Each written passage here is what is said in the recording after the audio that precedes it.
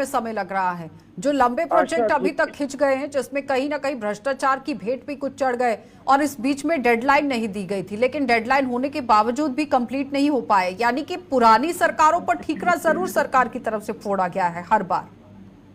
आशा जी, पठानिया साहब बड़े शालीन व्यक्ति है, प्रबुद्ध आदमी है, और मैं अपेक्षा करता हूँ कि इस मामले की गंभीरता को, और जो मैं अब विषय विशेष पर बात रखूंगा, उसे पर संज्ञान लेंगे। पहली तो बात ये याद कीजिए, मुबारक मंडी के उस ऐतिहासिक धरोहर का गोल घर जहां से सियालकोट नजर आता था, मैंने आपको एक लंबी फेहरिस्त बताई, फिर वो चाहे आप जिया पोता घाट की बात करें, अम्बरा की करें, बनखंडी देवी की करें, मान तलाई, मान सरोवर, सुरुई सर, कितने नाम गिनाऊं, और बार बार ये कह देना विगत 10 सालों से सत्ता में ये है। मैं आर्टिफिशियल लेक पे पूछता हूँ, कितनी बार टेंडर हुआ, कितनी बार आपने कंपनीज बदली, लेकिन आज तक आप जो है उसका काम नहीं कर पाए, और ठीकरा आप फोड़ेंगे पूर्ववर्ती सरकारों पर, तत्कालीन सरकारों पर। बताइए, जो दर्शक भी सुन रहे हैं या देख रहे हैं इस कार्यक्रम को, क्या ये कोई एक तर्क संगत बात बनती है कि विगत एक दशक से आप यहाँ पर सत्तासीन है, चाहे प्रत्यक्ष अथवा अपरोक्ष रूप से, लेकिन जब बात आएगी आपसे जवाब तलबी की, आप जो है वो ठीकरा फोड़ देंगे पुरानी सरकारों पर। जवाब दीजिए पठानिया जी। आशा जी, एक और बात मैं पहले पूरी कर लूं, मैं एक और बात यहाँ पे जोड़ दूं। देखिए, इस मामले की गंभीरता को समझना पड़ेगा। जम्मू कश्मीर उन गिने चुने प्रदेशों में से है जहां का आर्थिक ताना बाना, पूरा ढांचा जो है वो पर्यटन पर असर करता है, सैलानियों की आमद पर। कश्मीर में विगत 4 दशकों से जारी आतंकवाद ने वहां पे पर्यटन को वैसे ही खदेड़ दिया, और जम्मू की हालत, खास तौर से जब से ये इंडियन रेलवे जो है इसने अपनी उपस्थिति दर्ज कराई आधार शिविर कटरा तक, लोग बेघर हो गए, बेकार हो गए, और जितने हमारे ऐसे जवाब दीजिए पठानिया जी। ठीक है जगदीप जी, स्थल थे वो अपनी बानगी पर रो रहे हैं। जी, मैं माफी चाहूंगा, मेरे यहाँ सिग्नल थोड़ा स्विच ऑन है, मैं जुड़ नहीं पा रहा, लेकिन आपने मुझे मौका दिया, खैर मैं आपकी बात सुन पा रहा था लैंडलाइन कनेक्शन पे। तो मैंने कहा, सबसे पहले तो आपका बहुत बहुत धन्यवाद, आपने एक बड़ा ज्वलंत और बड़ा एक बर्निंग इशू पे जिसे कहते आज का ये टॉपिक रखा। हमारे मित्रों ने जो भी कहा, पैनल के मेरे साथियों ने, इन सबको पॉजिटिव साइड पे लेते हुए, नेगेटिव ना लेते हुए, बल्कि जो कि इन्होंने जो प्रायोरिटीज बताई हैं, इन प्रायोरिटीज को एक पॉजिटिव साइड पे लेते हुए मुझे लगता है कि हम सब के लिए एक बहुत बड़ा एक चैलेंज है। लेकिन ईमानदारी से अगर बात करें कि सरकार ने जो एक ease of conducting tourism and ease of conducting tourist activities in Jammu and Kashmir पर जिस तरीके से सरकार की है, ने काम किया, तो मुझे लगता है थोड़ा सा हमें उस पर भी बात करना चाहिए। आज सारी सर्विसेज, एक वक्त था कि आपको वो काउंटर्स के पास जाना पड़ता था, JKTDC के, एक जम्मू में होता था, एक कश्मीर में होता था। जम्मू में बुकिंग होती थी, वहां पे पता लगता था, वहां कोकरनाग पे जाके या पहलगाम में जाके कि JKTDC की बुकिंग तो की है, लेकिन वहां पे अवेलेबिलिटी नहीं है। तो आज दुनिया के किसी भी कोने में जो आदमी चलता है, यहाँ से अपनी ऑनलाइन बुकिंग करके चलता है। ऑनलाइन बुकिंग में फोटोग्राफ्स हैं आपके, खाने की छोटी सी उसमें अपनी सर्विसेज ऐड करता है। तो एक हाईटेक तरीके से टूरिज्म को जम्मू कश्मीर में ऑर्गेनाइज करने की कोशिश की गई है। टूरिज्म को हाउस करने की, रखने की जिसे कहते हैं कैपेसिटी, उसमें भी बहुत बड़ा एक बढ़ाव करके बढ़ोतरी की गई है। इस बढ़ोतरी के साथ साथ जो साइट सीइंग टूरिज्म है, पिलग्रिमेज टूरिज्म है जम्मू कश्मीर में, इन सभी को एक नया आयाम देने के लिए सरकार ने और सरकार की मुख्तलिफ एजेंसियों ने एक भरसक काम किया है। जो आपने विषय बताया, मुझे लगता है कि लेकिन जो लंबित पड़े हुए प्रोजेक्ट्स हैं उनका क्या होगा? जी, 2010 से 2013 तक हेलीकॉप्टर सेवा तो पहले भी चली थी शिवखोड़ी के लिए, शेरगढ़ इलाके से। ये आज आप कंटिन्यू किस तरह से कर पाएंगे?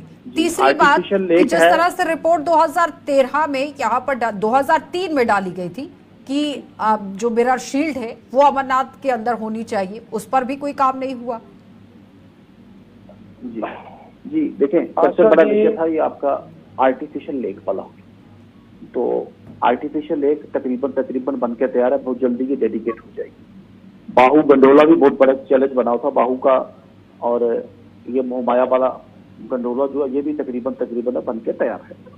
तो जहाँ तक शिवखोड़ी और माता वैष्णो देवी, जगदीप जी एक मिनट, जम्मू कश्मीर का जो टूरिज्म है, टूरिज्म का कोर कॉन्स्टिट्यूट करता है शिवखोड़ी और वैष्णो देवी। इन दोनों को प्लस करने के लिए, प्रॉप अप करने के लिए सरकार की ओर से कई कारगर कदम उठाएंगे। जो पॉजिटिव निर्देशन आपने दिए, मैंने कहा उनको चैलेंज लेते हुए सरकार की और हम सब की कोशिश होनी चाहिए कि वो भी चीजें जल्द से जल्द पूरी हो पाए और हम एक क्वालिटी सर्विसेज न सिर्फ जम्मू कश्मीर या भारत बल्कि पूरी दुनिया भर की टूरिस्ट को दे पाए।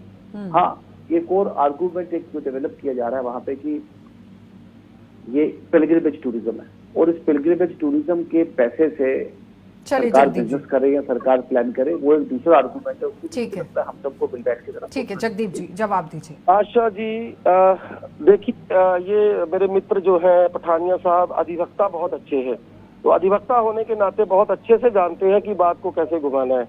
मैं इनसे पूछना चाहता हूँ, 1 मिनट के लिए आप एक तरफ रख दीजिए तमाम इन टूरिज्म से जुड़ी हुई तमाम जितनी भी हमारे जो महत्वपूर्ण और प्रसिद्ध स्थल है।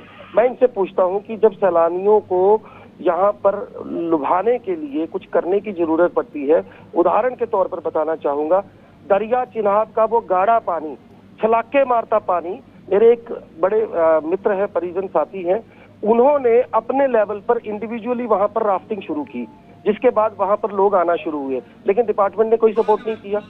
मैंने पैराग्लाइडिंग की बात की, उसमें कुछ नहीं। बैलून, हार्ट बैलून का बताया गया, उस पर कुछ नहीं। तो देखिए, कुछ एक नीयत तो होनी चाहिए ना। क्यों आएगा आपके पास टूरिस्ट, बताइए मुझे। कश्मीर में हालात वैसे नासाज है, जम्मू में आपके पास कुछ ऐसा है नहीं जिससे आप अपने। और एक आशा जी, एक और चीज इनसे पूछ लीजिएगा, रघुनाथ बाजार की जो बात थी, चाहे जवाब दे रहे हैं पवन जी आपकी बात, बोर्ड लगाने की बात थी, टाइलें लगाने की बात थी, इन्होंने। सर ऐसा है, टूरिज्म बड़ा है, जम्मू कश्मीर में बड़ा है, सिर्फ कश्मीर में बड़ा, जम्मू में नहीं बड़ा। नया कश्मीर दिखाने की कोशिश की, G20 कश्मीर में दिखाने की, जम्मू में G20 करते, नया जम्मू डेवलप करते, नया जम्मू अभी तक नहीं कर पाए। और बिल्कुल सही कहा, जहां से ट्रेन जाने के बाद जहां का बिजनेस आप पूछे निचले स्तर पे चला गया, लोगों के होटल बंद कर दिए, मैं हार्ट ऑफ सिटी में कहता हूँ, बिजनेस बंद कर दिए गए, और उसके बाद आप कहेंगे नया जम्मू कुछ नहीं हुआ। अगर आप, मैं कहूँ, अमरनाथ यात्रा के बाद इस साल या ट्रेन कश्मीर जा रही, हम उसके खिलाफ नहीं, विकास के हम खिलाफ नहीं, विकास होना चाहिए, लेकिन सरकार का ड्यूटी बनती है जो शहर उजड़ जाए उसको कैसे दोबारा। पठानिया जी जवाब दीजिए, अब तो सही मुद्दे पर आए हैं पवन जी, जल्दी से जवाब दीजिएगा पठानिया जी, समय का अभाव है। जी, मैं पवन जी ने जो विषय बताया मैं इनको बता दूं और सारे दर्शकों को भी बता दूं कि जम्मू हमारा दिल है और जम्मू हमारी कोर है।